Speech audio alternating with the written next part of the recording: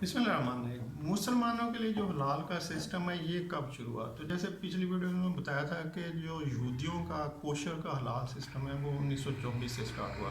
1924 سے آگے پھر یہ اگلے 40-50 سال تک یہی سسٹم چلتا رہا، اور جتنے بھی مسلم نان مسلم یعنی جو بھی حلال کھانا چاہتا تھا وہ کوشر کو ہی پریفر کرتا تھا کہ کیا یہ جو ہم کھا رہے ہیں یہ کوشر سرٹیفائیڈ ہے۔ یہ جتنی بھی پروڈکٹس تھیں، کاسمیٹک تھی، کھانے پینے کی چیزیں تھیں، کیمیکل تھے، ہر مطلب جہاں پر بھی حلال کی ضرورت پڑتی تھی وہاں پہ کوشر سرٹیفکیٹ کی ڈیمانڈ ہوتی تھی، اور کمپنیز جو ہیں وہ اس کو ایڈورٹائز کرتی تھی کہ ہماری پروڈکٹ کوشر سرٹیفائیڈ ہے۔ اور جو کوشر کا سرٹیفکیٹ فرسٹ ایشو ہوا وہ کوکا کولا کمپنی نے اس کو اپنی پروڈکٹ کو سرٹیفائی کروایا تھا 1930 میں، کہ ہماری جو پروڈکٹ ہے کوکا کولا کے جو برانڈ ہے وہ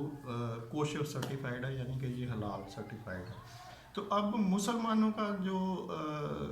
سرٹیفکیشن ہے حلال کی سرٹیفکیشن یہ 1960 میں امریکہ سے شروع ہوئی۔ وہ کمیونٹی مسلمانوں کے وہ لوگ جو کہ وہاں پر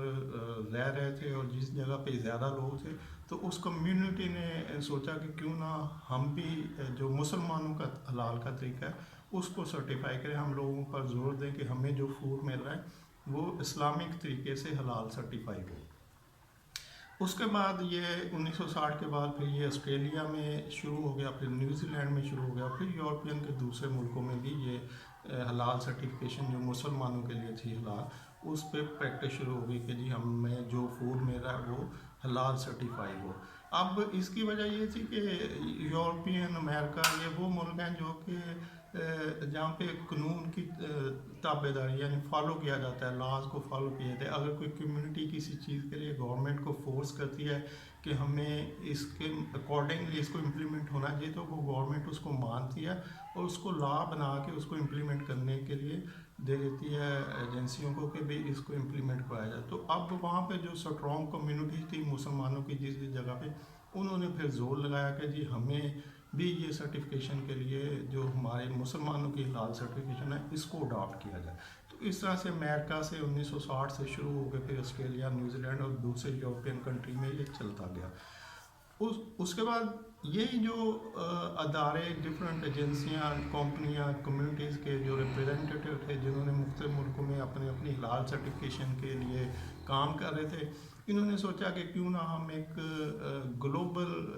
حلال سرٹیفکیشن کا ہیڈ آفس بنائیں، ایک سینٹرل پوائنٹ بنائیں جہاں پہ پوری دنیا کے لیے ایک ہی رولز بنائے جائیں اور حلال سرٹیفکیشن کا ایک سسٹم جو ہے وہ پوری دنیا کو دیا جائے۔ تو 2000 میں، سن 2000 میں، ابھی 20 سال پہلے، پھر انڈونیشیا جکارتا میں حلال گلوبل حلال سرٹیفکیشن کا ہیڈ آفس بنایا گیا تاکہ ایک سینٹرل پوائنٹ ہو اس کے لیے۔ اور ابھی پاکستان میں تو یہ ریسنٹلی ابھی سے زور ہوا ہے، یا ایک آدھ سال پیچھے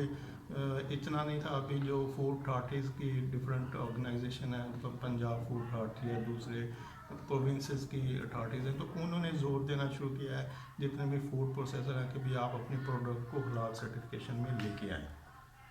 تو اس طرح سے اب یہ پاکستان تو آلموسٹ کوئی 1 صدی کا سفر ہے حلال سرٹیفکیشن کا، کہ جو یہودیوں نے 1924 سے شروع کیا تھا وہ مسلمانوں نے پھر 60 سے لیتے ہوئے پاکستان میں ابھی یہ 2021 ہے، تو تقریباً